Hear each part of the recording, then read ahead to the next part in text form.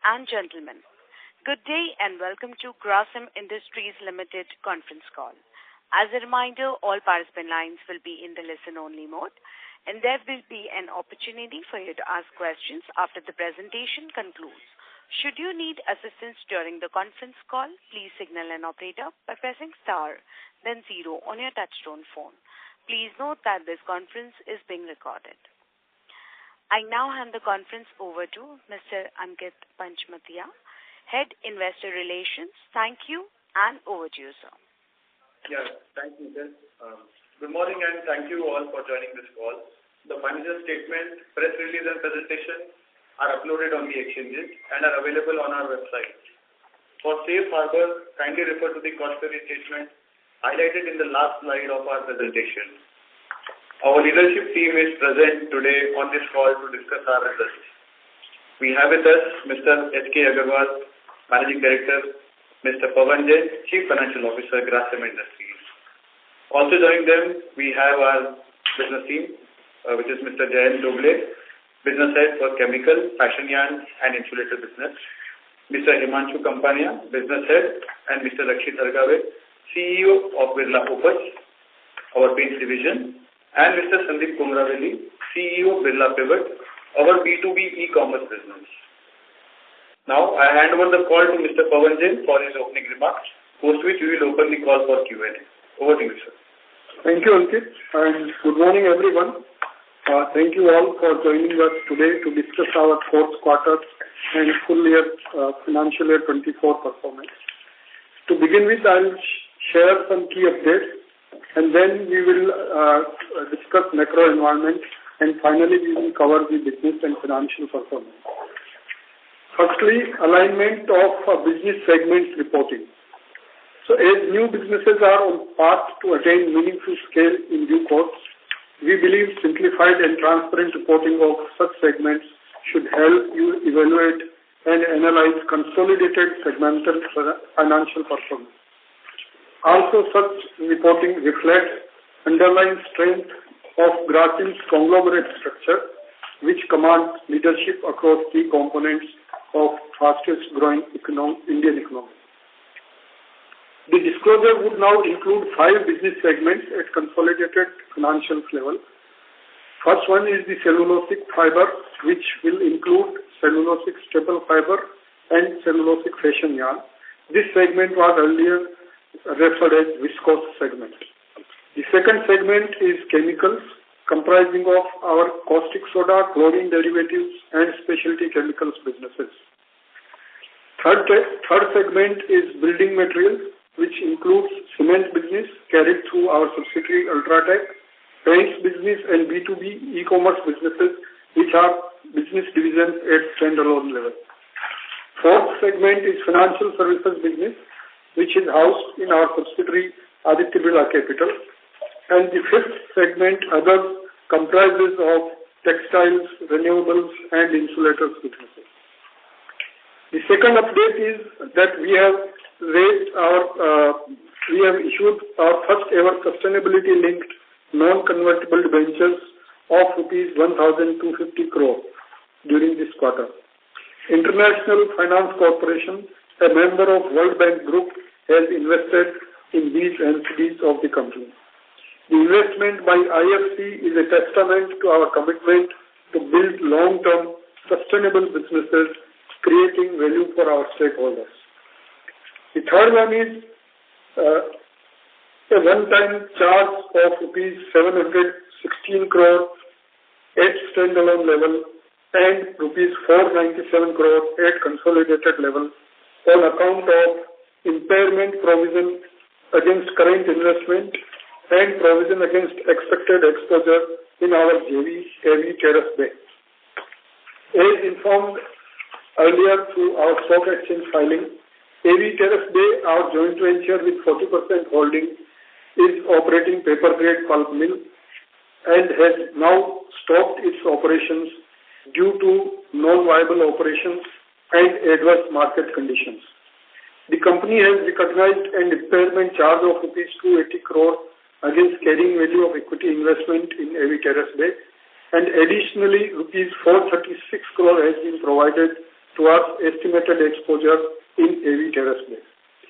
AV Terrace Bay, as you know, had acquired a paper-grade pulp mill in Canada in year 2012 with a view to convert the same into DC-grade pulp, which could not materialize. Paper-grade pulp manufacturing is not core to our business interests, and its continuous losses with no visibility of turnaround has led to the decision of idling the operations and to explore the possibility of exiting this business. This is a one-time charge to P&L and has been disclosed as exceptional item with the decision of shutting the operations in AVTB, and now there will be no more losses of AVTB to be consolidated in Grasim financials. Coming to macroeconomic environment, on global front, central banks are though discussing about possible trimming of interest rates, but there are no timelines being put. There is a dichotomy within central banks. On one hand, cutting rates too soon could accelerate current pace of growth with increasing inflationary pressures. On the other hand, cutting rates too late creates the risk of gradual recovery getting surrendered. China's economy grew faster than expected in the first quarter with recovery in industrial production. However, consumption indicators like property investments and retail sales indicate that domestic demand remains frail, weighing on overall momentum. In the midst of geopolitical risks posed by elections, polarization, and conflicts, Indian economy remains in a robust growth trajectory, with the World Bank upgrading its economic growth forecast for fiscal 25 by 20 basis points to 6.6%, driven by upward revision to investment growth. The new fiscal year started on a strong footing with strong PMI numbers and all-time high GST collections of rupees 2.1 trillion in April 24. Despite volatility in recent years, Grasim's revenue have more than doubled and EBITDA grew by 1.9 times since FY18. Leadership across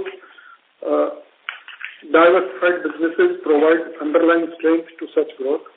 We have ended the gone by financial year on a high note. Some achievements of the year are like this. We have achieved highest ever consolidated revenue and EBITDA of rupees 1,30,978 crore and rupees 20,837 crore respectively. We have also achieved highest ever sales volume of cement, cellulosic fiber and caustic soda businesses. During this year, we have launched Birla Opus, the decorative paints business, with commencement of production at 3 greenfield plants in April 24. Clocked highest ever turnover of rupees 580 crore in FY24 from textiles retail business. B2B e-commerce revenues surpassed a milestone of 1,000 crore in its first year of operations. I now briefly touch upon each business segment.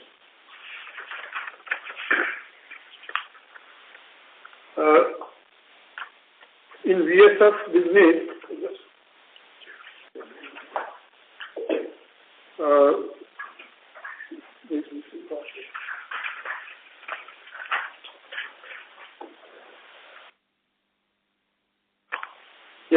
in our cellulosic fiber business, our CSF volume stood at 208,000 tons with utilization level of over 95%.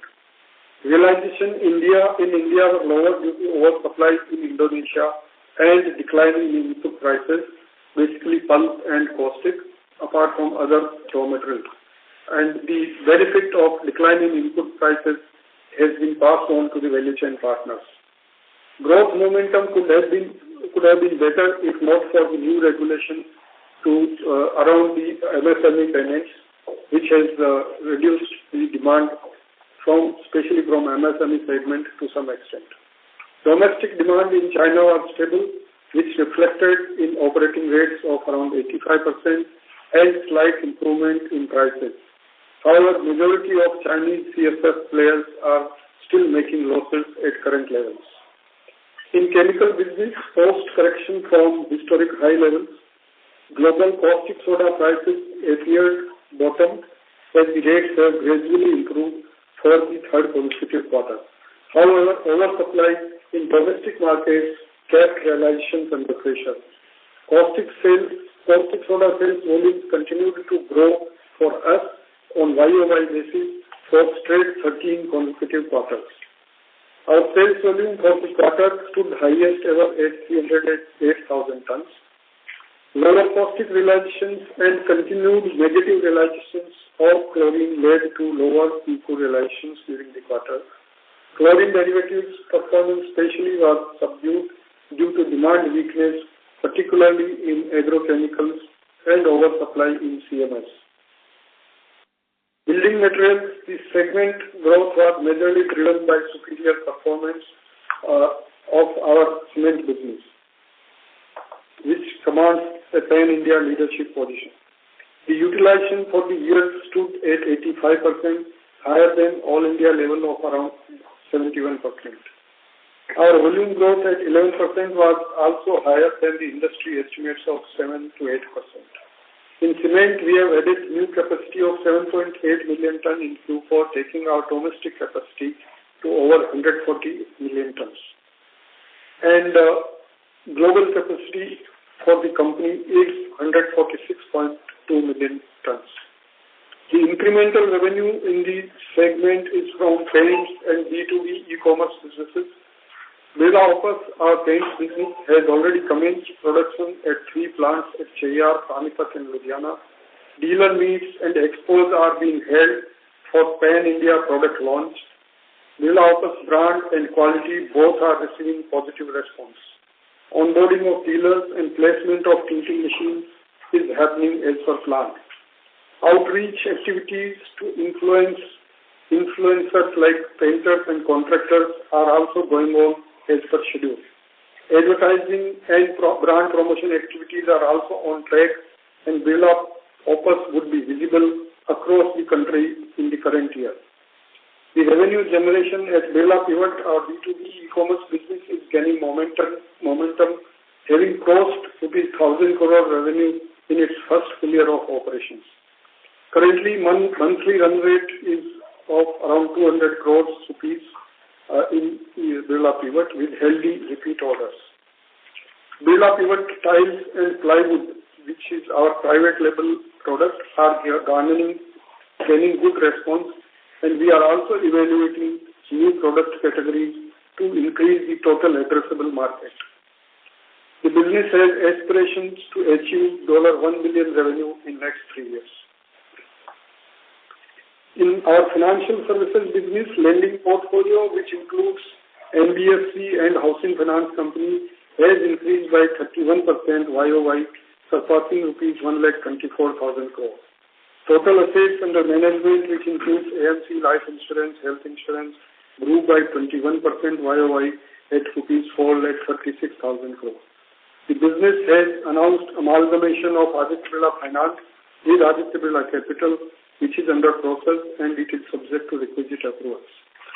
Simplification of structure, improved financial stability, increased operational efficiency, and likely stakeholder value creation are some of the key benefits of the proposed amalgamation. Other businesses segment, which has textiles, renewable and insulators, has also done well. Textiles business is moving from pure manufacturing to retail with highest ever B2C business revenue of 580 crore rupees for the year, recording a CAGR of 28% over past 3 years. Linen Club is now operating with 230 EBOs and available at 9,000 plus MBOs. Renewable business continues to grow, gradually ramp up its operating capacity and remains on track to achieve 2 gigawatt level of capacity in current financial year. Insulator business remains self-sustaining, closing the current year with healthy order book. On the CapEx front, we continue to focus on growth CapEx with majority allocation on capacity expansion in building material segment. The consolidated CapEx for FY24 stood at rupees 20,199 crore, 83% of which goes into growth CapEx. We have invested over 38,000 crore over past 5 years in growth CapEx. On the rights issue front, the board has decided to make the first call of rupees 453 per share, that is 25% of the issue price against the shares issued on rights basis in January 24. This will enable raising rupees 1,000 crore in Q2 FY24. The board has recommended dividend of rupees 10 per share for rupees 2 fully paid up shares. For partly paid up share, dividend will be payable in proportion to the paid up value. The company has a dividend payment record of continuously now for over 60 years. I have covered the key business updates and financial numbers, and the details are available in the results. We can now go for Q&A. Thank you very much, sir. We will now begin the question and answer session. Anyone who wishes to ask questions may press star and 1 on their touchtone phone. If you wish to remove yourself from the question queue, you may press star and 2. Participants are requested to use only handsets while asking a question. Ladies and gentlemen, we will wait for a moment while the question queue assembles.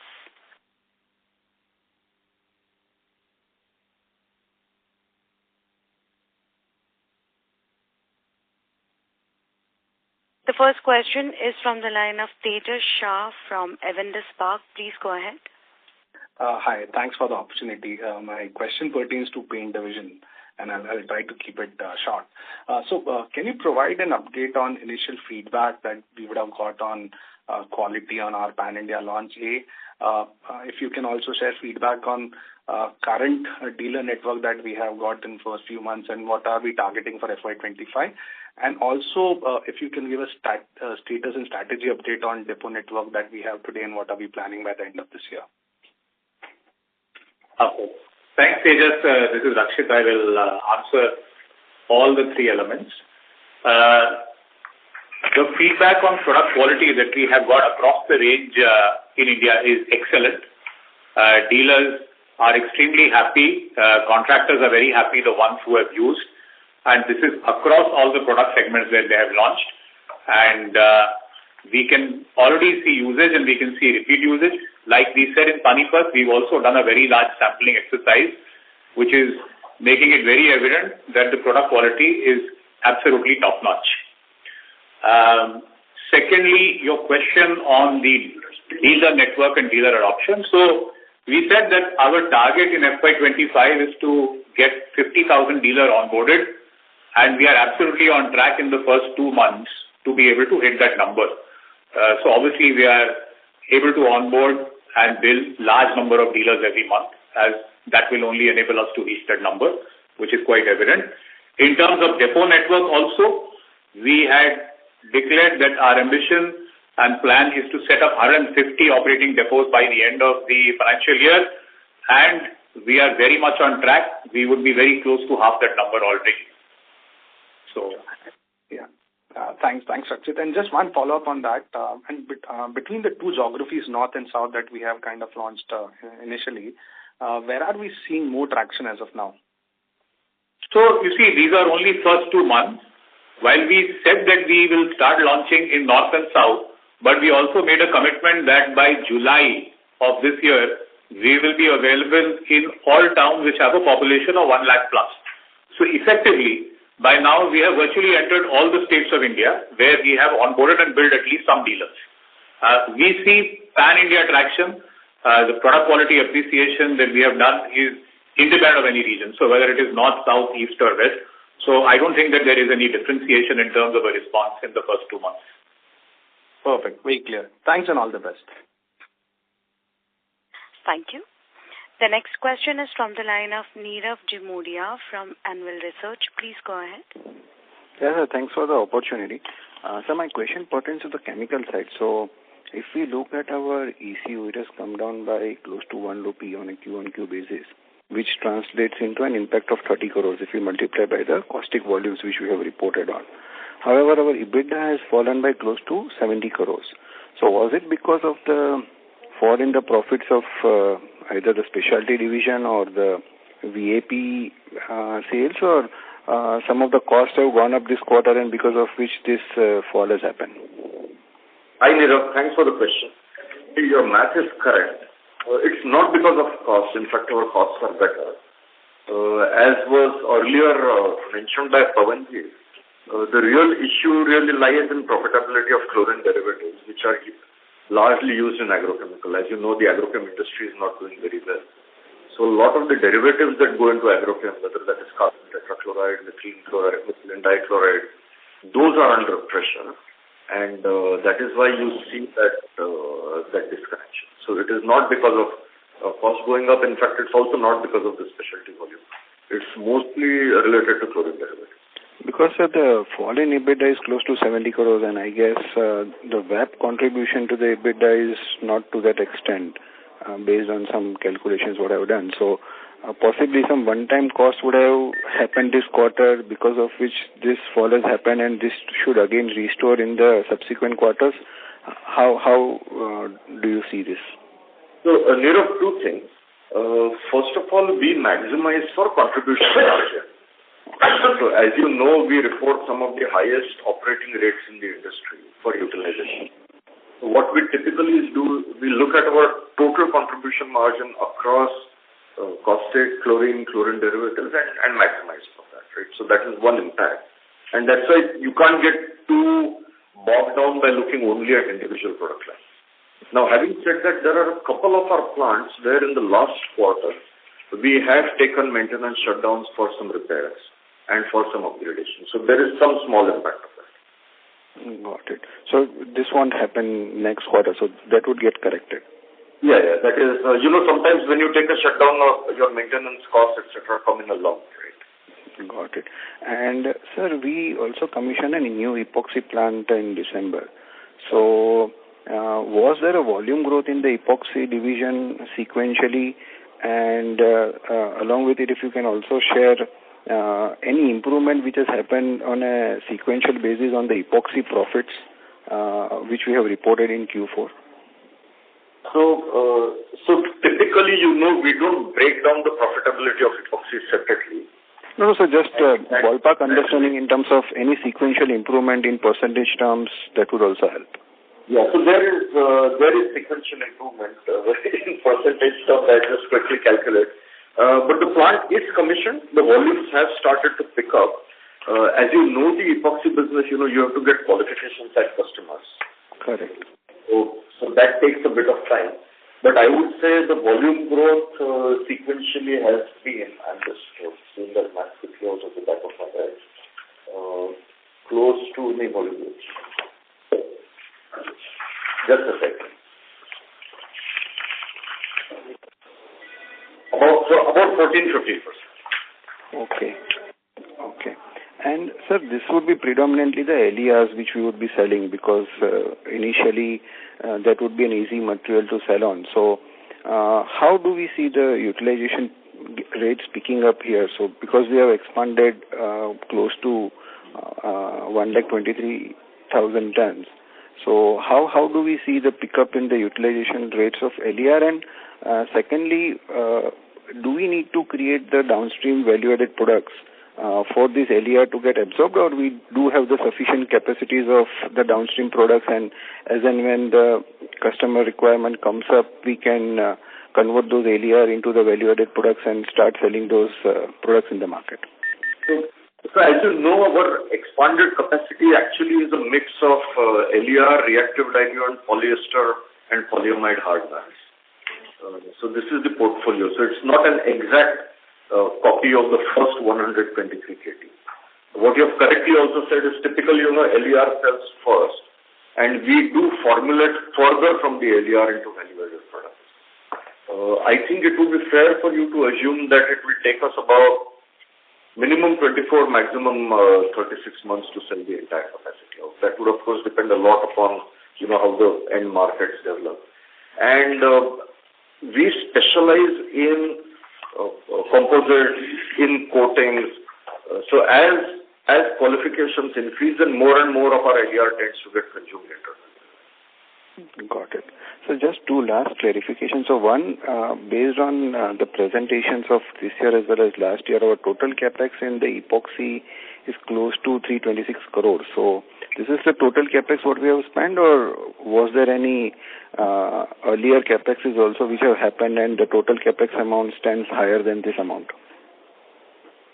Yeah, that's about order of magnitude. Okay, there is always some maintenance, etc. I didn't actually understand the meaning behind the question. The total capex for the expansion of the epoxy plant. Yes, so most of the capex spent has gone into expansion of the capacity. Okay. And so last bit is on the chlorine side. So last time you mentioned that Q3 we had a negative realization of 3 rupees and the run rate was close to 4 rupees in Q4. So how that was on an average basis for Q4? And secondly, we have seen some strengthening of the caustic soda prices in the current month. So is it fair to assume that Q1 would see some improvement in our eco realizations? Thank you. Yes, so for quarter 4, our negative chlorine was around 3.5, 3.6. So actually it was worse. In Q1, you are right that there is some improvement in the market. So we have seen slight improvement. Now let's see whether that improvement holds. As you know, the chemical markets are quite volatile. But chlorine had become more negative in Q4 compared to Q3 by about 500. And it is getting somewhat better in the first quarter of this financial year, both caustic as well as chlorine. Got it, sir. Thank you so much and wish you all the best. Thanks. You do a very comprehensive analysis of the chemical business, Meera, as usual. Thank you so much, sir. Thank you so much. Thank you. Before we take the next question, a reminder to all the participants that you may please press star and 1 to ask questions. The next question is from the line of Percy Panthaki from IIFL Securities. Please go ahead. Hi, Rakshit. Good morning. My question is on the paint segment. So can you give some idea as to how many tinting machines have you placed till date? Yeah. How are you doing, Percy? No, thanks for asking that. So like we said, we will be sharing the numbers at a later stage, but what I can tell you is that we have a very aggressive plan of placing tinting machines and with a very high dealer penetration, and we are on track. Right. And to the previous question, when you had mentioned that the target is 50,000 and we are on track to achieve that, is it that the progression is linear or would it be exponential? I'm just trying to figure out, I mean, at least at a ballpark, should I be taking 50,000 divided by 12 multiplied by 2 as the rough ballpark of dealers, or that would be a wrong way to look at it? No, Percy, I think that will be slightly wrong. It will be slightly overweight towards the first half. Overweight towards the first half. So you're saying the recruitment would be higher in the first half of the year than the second half of the year? Yes. Okay. Understood. Secondly, I wanted to understand that in terms of your terms of trade with your dealers, paint dealers, how does that differ versus the large incumbents in terms of margins or schemes? Is it comparable? Are the schemes more volume-based or are they sort of based on some other parameter? What are the differences in terms of how you incentivize your dealers versus the other larger incumbents? So,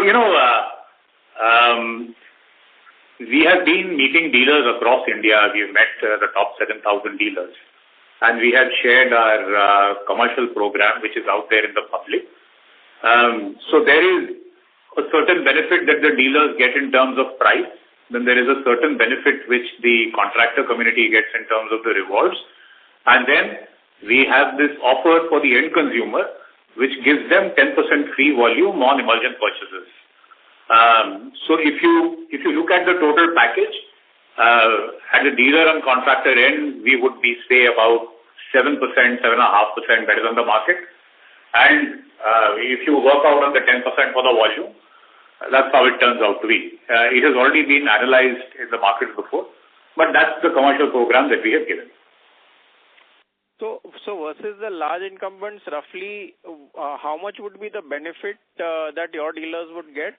Is it like a 300-400 basis points benefit? Not talking about the extra volume, which is a benefit to the end consumer. So, that would be difficult to calculate because the large players have various programs with other dealers. But what we can say is that the adoption by larger dealers also for Birla Opus, as we see, is attractive, which means that the proposition is working for them. Okay. And last time we spoke, you had mentioned that you would be targeting to place tinting machines in 80 to 90% of your dealer network. Would I be right in assuming that that kind of percentage is already something that you are running at currently for whatever dealers you have recruited? Yeah, so like we said that we have an aggressive program. I don't recall whether I said 80 or 90%, but it's a number which is fairly high and we are running on track. Okay. Yeah, that's all from me, Rakshit. Thanks and all the best. Thank you. The next question is from the line of Prateek Kumar from Jefferies. Please go ahead. Hello. Yeah. Good morning, everyone. My first question is on VSF. So in VSF, we are operating already at 98% utilization, very strong volume growth current year. How are we seeing, with utilization cap, how are we looking at growth in this segment over the next 2 years? Also, we have exited this year probably at strongest unit EBITDA in VSF segment.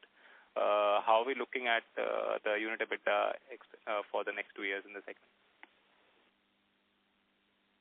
Yeah. We have a good volume growth in the last financial year compared to previous one. Q4 was similar to Q3 in terms of volume. And there was some hiccup because the MSME notification for payments came into play from February onwards, so the volume was disturbed a little bit. But currently the volumes are running at similar pace, and we are trying to ramp up production as much as possible at our different lines. So we see some opportunity there to keep pace with the demand. On the unit EBITDA, we benefited from the decline in raw material prices in the last year, and those prices are hovering. Some item increase, some item same, some item reduce. So it's limping along at the similar thing with slight increase in the last 1 or 2 months. But we have to see how it goes. Even prices have also softened a bit in last 2 months in China. So we will see how it goes.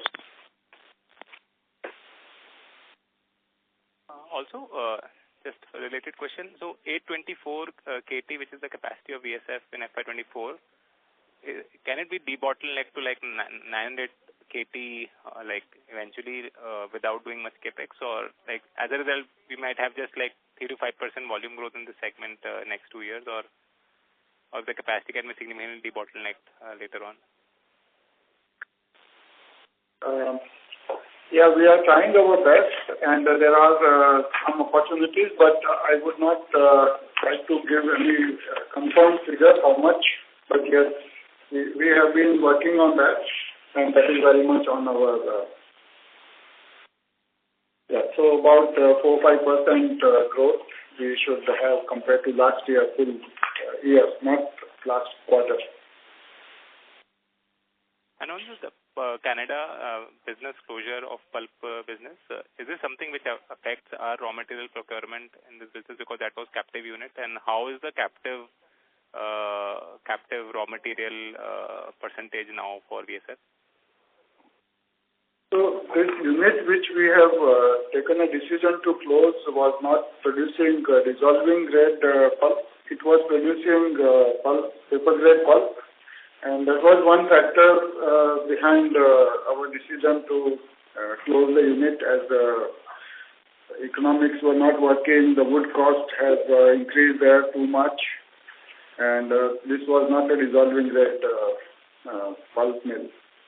Our captive pulp procurement is around 35%. It has been in this range for quite some time, and it remains at that level.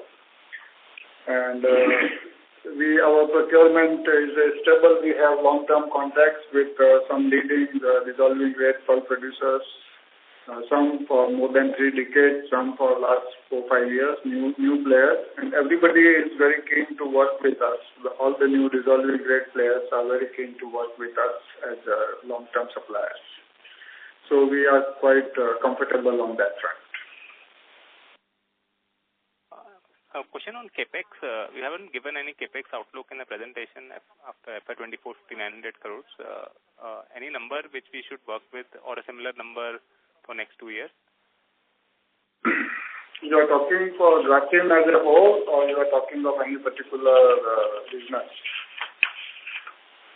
Grasim as a whole, maybe we can discuss if you have granular details also, but Grasim as a whole as of now, I'm possible to... Yes, CapEx spend for next year would be about, I think, 4,500 crore rupees for the company as a whole, which will mainly comprise the large amount going into paints business, the remaining part of the 10,000 crore CapEx announced for the paints. This is on a standalone basis. Yeah, standalone company.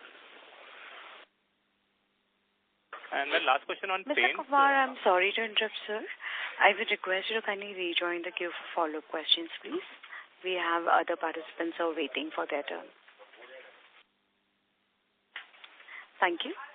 Ladies and gentlemen, in order to ensure that the management will be able to address questions from all the participants in the conference, kindly limit your questions to 2 per participant. Should you have a follow-up question, please rejoin the queue. Thank you. We'll take the next question from the line of Siddesh Raje from ICICI Prudential Mutual Fund. Please go ahead.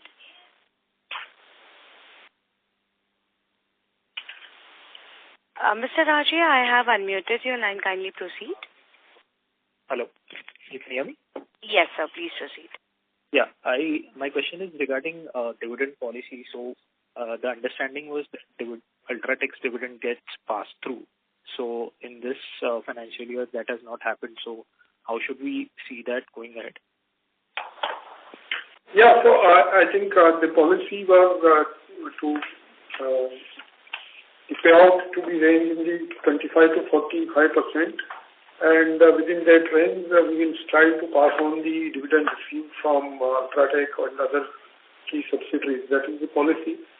But we have also, the policy also says that looking at the capex plans of the company, etc., and other factors, there can be variation to this extent. So, given the large ongoing capex plans of the company, especially in the paints business, we have not passed on fully the Ultratech dividend this year. But that is, I think, specific to this year's situation. Going forward, we can't comment now, but I think it will be board's prerogative. But still, the payout ratio is still quite high, almost 40%. Yes, which is much higher than the previous years when the full Ultratech dividend was passed on. So you should appreciate that while the operating profit is affected, but we are maintaining the dividend. Okay. And secondly, this capex for paints, which happened of 1,067 crores. So given that commercial operations have started in April, there would be certain expenses which we would have still capitalized. So can you just give some color as to how much capitalization of expenses happened in last quarter? How much capitalization of expenses? Capitalization. So we have capitalized we have put the commercial production from 29th of April. Yes. So almost all the pre-operative expenses for 3 plants before that days were continued to be capitalized. Yes. Now from 29th April, it's all 3 plants are fully commercial production, so everything is going to income statement. Can you quantify the amount which has got capitalized? How will it? No, it is not ready. How does it help you? No, I think he wants to now there will be now how much will So that you can take offline basis. We don't have that number ready to go. Okay, thanks. Yeah, but first year of full year of operation, paint operation, there will be a lot of investment in marketing, in branding, in advertisement. So all those things will be first time, and they will all go to income statement. Yeah, so you should be expecting that as a part of building a new business. Got it. Thank you, sir. Yeah, while it will go as a P&L charge, but it is like an investment in establishing the new business. Okay. Thank you. The next question is from the line of Abneesh Roy from Nuvama. Please go ahead. Yeah, thanks. I have a few questions on paints. So this is the first quarter where the paint launch has happened. So first question is, when you see JSW Paint, they have become 2,000 crores after 5 years of launch, and there is captive demand also being present there. Second is, if you see the top two paint companies, they have given guidance of double-digit volume growth in FY25 and even in Q1. So if you mix all this, where does your optimism now stand, given launch has finally happened, but then the competitors seem to be still quite gung-ho in terms of demand, even in the first year. And the other player who has entered, he has done only 2,000 crores in 5 years. You have a 10,000 crore target in the FY28. So if you could tell us, how does this all map up? Yeah, so Abneesh, see the way we look at it, JSW has done a certain turnover. The other companies have given a certain guidance where they're talking about double-digit volume. If you take a look at the results which have come, while the volume growth is high, the value growth is very low. I think we are looking at it as a different case because we have come here to make some changes in the way we operate in the paint industry, and the changes that we will bring and the disruption that we will bring that we disclose in Panipat, and you will see that as the year goes on. As far as we are concerned, we are going to be gaining share. We can already see that we are onboarding dealers, there is offtake, contractors are liking it. So we are not so bothered about if competition is saying 10% and that should make me feel that, okay, how can they grow so much? I am competing against a number and I have a solid plan and I am moving as per my business plan. And to that effect, we are very optimistic about what we have said and we are on plan. That is how I would say. Sure. My second question will be on the disruptions which you had announced in Panipat. It was extremely detailed. Now, almost every paint company in the Q4 analyst call or analyst meet said all these disruptions have been tried earlier in terms of extra grammage, in terms of extra warranty, in terms of free tinting machine. So to that extent, because you are there in the market, what is the dealer feedback? Because this is not really disruption. This has been tried earlier and it works to an extent. But is it really disruptive? Till now it hasn't been. Second is, when you put the tinting machine, a lot of the free tinting machines are put at the back of the dealer shop. So India mein jo dikhta hai, wo bikhta hai. So if the tinting machine is at the back, then what is the response? So, as far as the disruptions are concerned, I think it is very early for even competition to say that in 2 months they have not seen anything, because you will see how gradually we roll out, and our success will also lie on executing those disruptions successfully. And our organization is actually designed to do that. As far as tinting machines are concerned, we are very confident that the tinting machines that are being put by Birla Opus are tinting machines which will actually get used. And we can already see usage of our tinting machines are happening. They are performing excellently. As we had announced, they are connected with our backend. We have live information of what is being tinted in terms of basis and products on a daily basis. We can actually already withdraw that. No company can do that today. So what I would say is that giving free tinting machine is a way of accessing the market and winning the dealer. Our tinting machine is also unique. It is about 40% smaller in terms of area. So I think in terms of tinting machines, I would not agree to the fact at all that Birla Opus tinting machines will be put in the backyard. I think they're being already put to use. And on the disruption, like I said, very early for someone in 2 months to say that nothing and all these things have happened before. Please keep watching, because we are also going to execute them successfully and our business model is designed to do that, which is why they've taken 3 years to prepare for it to come to the market. Thanks. All the best. Thank you. Thank you. The next question is from the line of Latika Chopra from JP Morgan. Please go ahead. Hi, thanks for the opportunity. 2 questions, again on paints. The first, you said that the dealer feedback, the contractor feedback on paints, on quality is quite good. So just wanted to check, does it imply that you're quite comfortable with your pricing strategy at this point? And, you talked about, 7 to 10% kind of a, dealer margin or dealer benefit.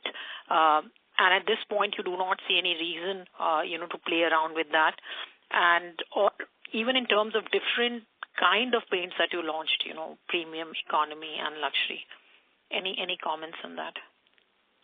So I think the first question on product quality, like we said, the acceptance of product quality across all the segments that we have launched, whether it is exterior, interior, and within that luxury, premium or economy, or if you take a look at waterproofing, enamels, the feedback from contractors and dealers is extremely positive.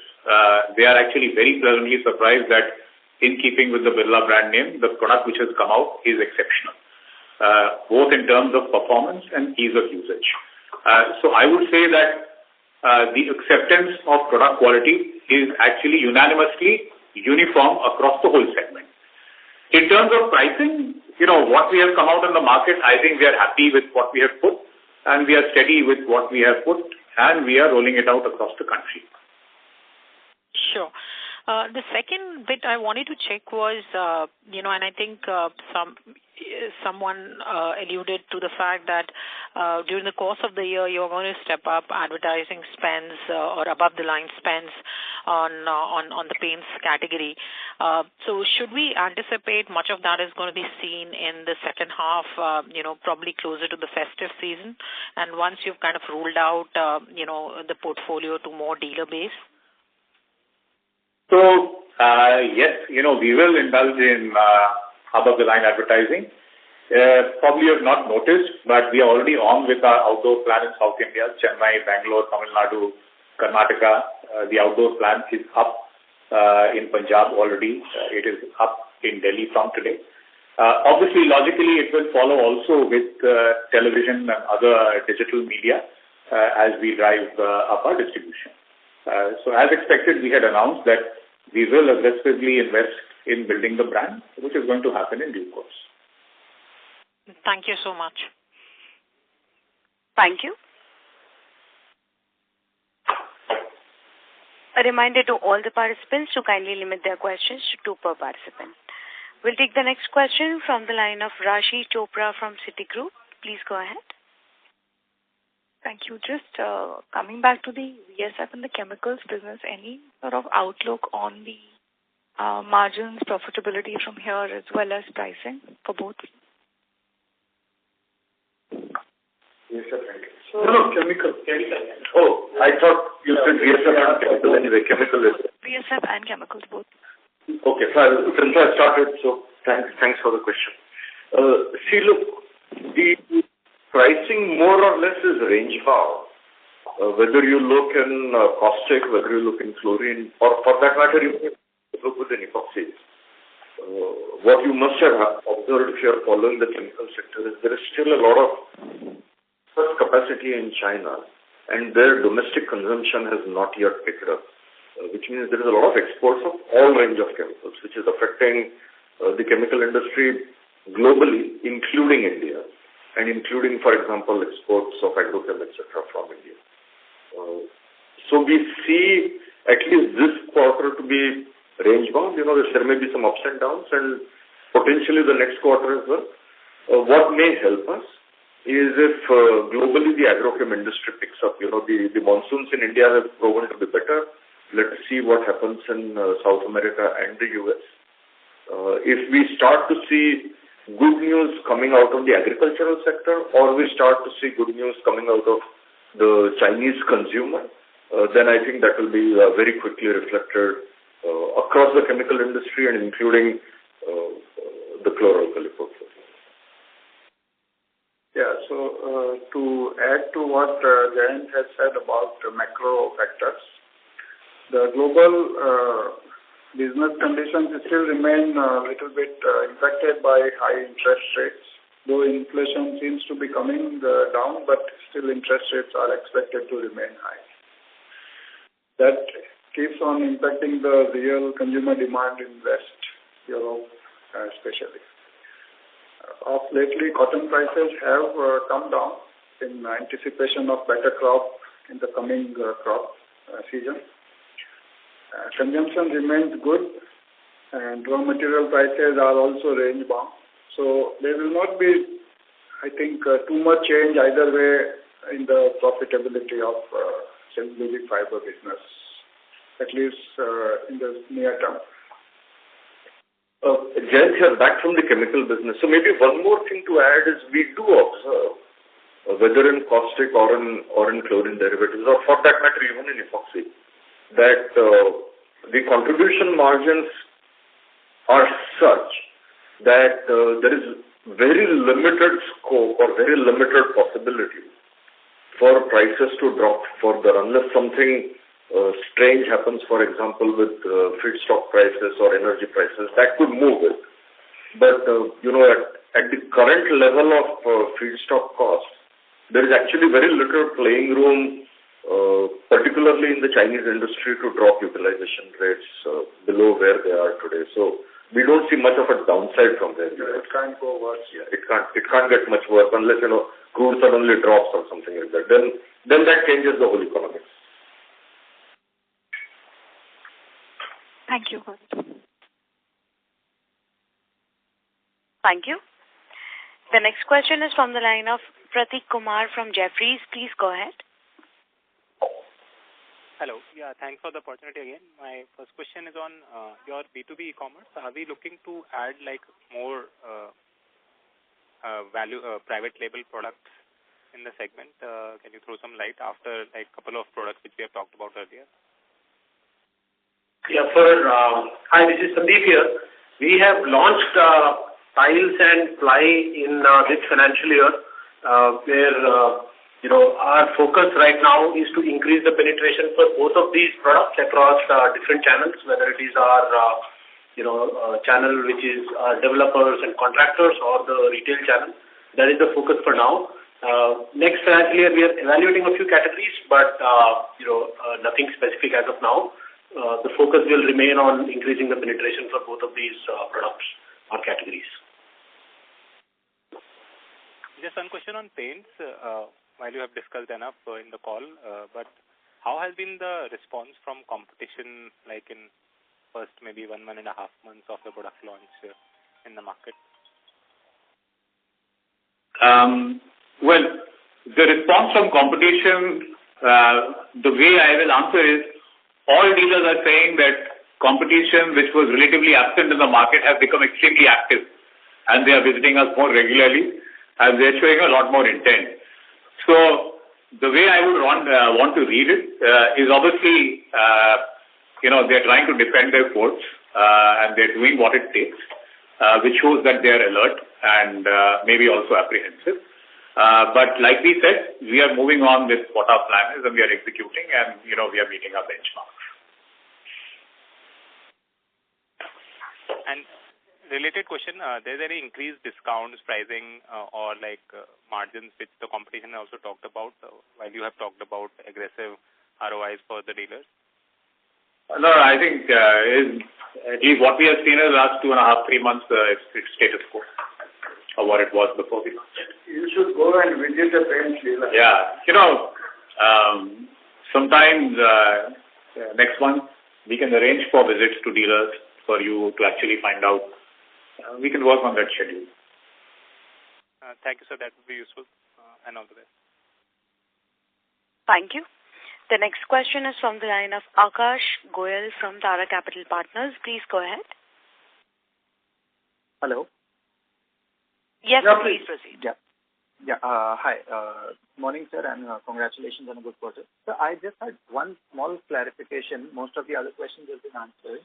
Is that in the standalone business, when I'm seeing the employee cost, that has come off sharply both quarter-on-quarter as well as year-on-year. So what exactly has happened there? Because we are starting off with our paints business as well, so I was expecting that maybe the employee costs either hold up or, see some steady increase. So what exactly has played out for this quarter?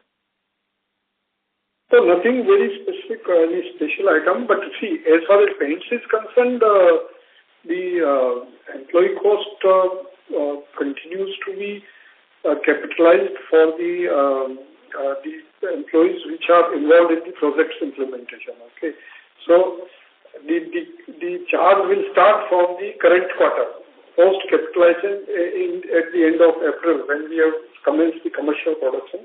That will start to P&L from this quarter.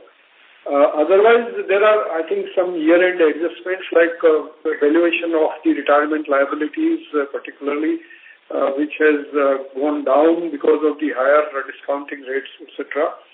And then some of the businesses have made, I think, some lower provisions of variable pay because of the current year's performance, etc. So these are like year-end normal adjustments like that. And there have been some write-backs earlier in the earlier quarters. Understood.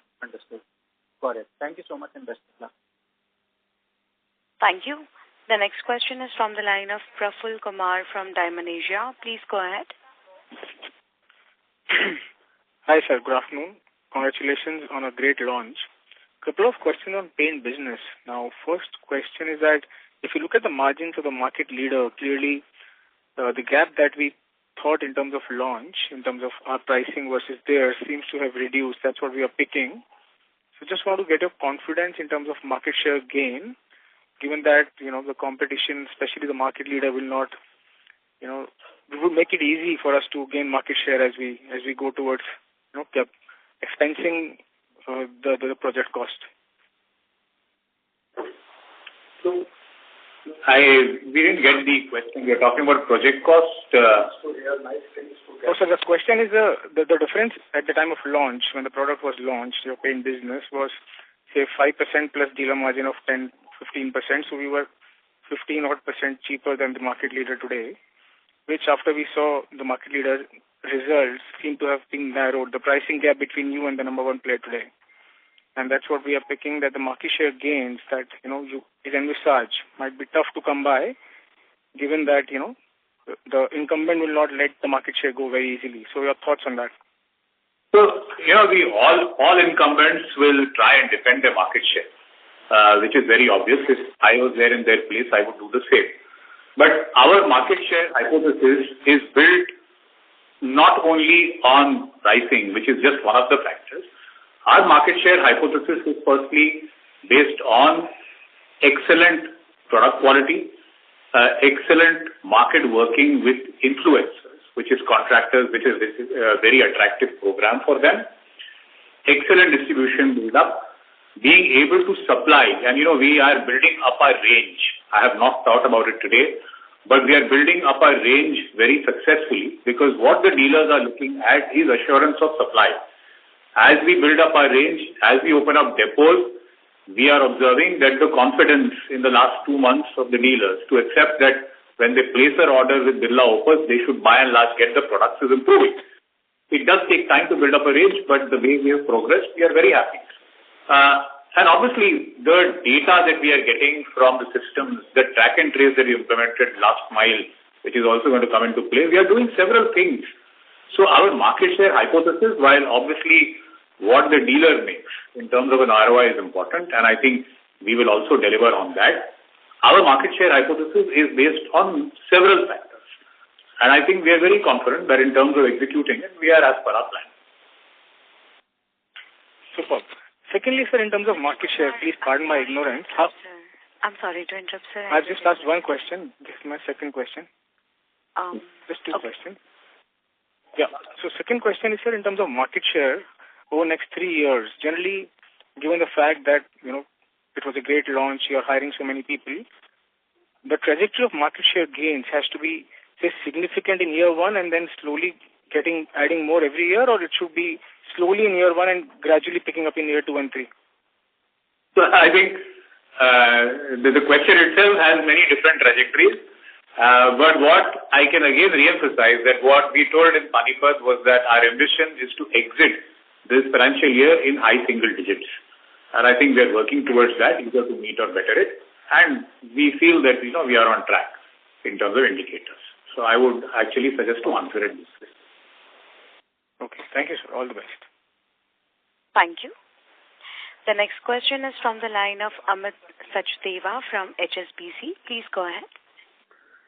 Hi. Thank you so much for taking my question. So thank you so much for sharing your details on paints business. Is again a small detail on I wanted that in that assumption of 3-year target and also given the pricing that you have sort of disclosed and the responses you've got, and it seems like you're pretty comfortable with how things are shaping up. My question is on in terms of capacity utilization assumptions that you sort of make in this hypothesis of high single-digit share by year end and perhaps teens kind of share in 3 years' time. What sort of in your thinking and modeling, what capacity utilization will get you there, and is there any risk to that you see? So our installed capacity is 1332 million liters per annum. Right. Three of our factories are already operating, and obviously they are operating at a certain capacity. Now, what we had declared is that in first 3 years of full operations, we will hit 10,000 crores. Sure. Obviously, the capacity which will be delivered by the 3 factories is more than that. But the factories also take time to scale up, and the scaling up of the first 3 factories already up. We have also declared that number 4, 5, and 6 will also get operational later this financial year. So the capacity utilization of the factories will keep on growing gradually as we keep on driving our sales, and we will be able to monitor the balance between what we are manufacturing and what we are selling. Obviously, we want to utilize our factories better. We are also working in terms of how to make the factories work more efficiently and how to make sure that the right KPIs are driven. But I think what we have done is set up enough capacity to be able to take advantages of swings and opportunities which might come so that we don't have to wait and be out of the market. So I think that's a step, that was the building strategy, that we should first develop enough capacity for us to go national in the first slot and not try a regional strategy. So that's how I would want to place this answer. Sure, no, that's very helpful, sir. So my question is that, can I just hazard a guess then? My sense is 10,000 crore kind of revenue target. Is it sort of safer to assume, given the installed capacity would be, 1.33 million kiloliters and things, would be like 50% utilization is like your base number. To get there, you need about 50% utilization. Is this, because the reason I'm asking this is that it also has a, some pricing discipline inbuilt into it as an assumption. So my view is that how desperate are you to fill the capacity, or are you okay to have 50% capacity utilization in 3 years? That sort of intent of how you want to develop this market. So what I want is what is your first priority? To get the utilization to that certain number, or you gradually build the capacity utilization? You don't care really about that. You want to build it organically in a disciplined manner, how the business is progressing, given the pricing you put in place, and you're okay with that, and you don't see any substantial response from competition as well. So it seems like a good foot in the door. And how do you, so the reason I'm asking is that, how desperate you would be to fill that capacity at certain level? So you see, we also declared that when we do the third year business of 10,000 crores, we will also be looking at turning profitable. And as you have done the math, and the realization per million liter or per kiloliter from competition, most of the companies are in the same ballpark range. So you would know that if 1332 million liters is sold, what turnover will be generated? Obviously, it is more than 10,000. So the way I would put it is that we would be aggressive in terms of driving our distribution, in building our brand, in acquiring dealers. With that, there is a certain volume share gain that we will keep on getting quarter and quarter, and we will keep taking that. I would not want to use the word desperation, because when we shared this number and the capacity that we have worked, we have already factored those maths in our business plan. Got it, sir. Thank you so much. No, that's very helpful. I still get a good idea of how you're thinking about this. Thanks so much. Thank you. Ladies and gentlemen, due to time constraint, that was the last question for today. Thank you, members of the management. On behalf of Grasim Industries, that concludes this conference. Thank you for joining us, and you may now disconnect your lines. Thank you.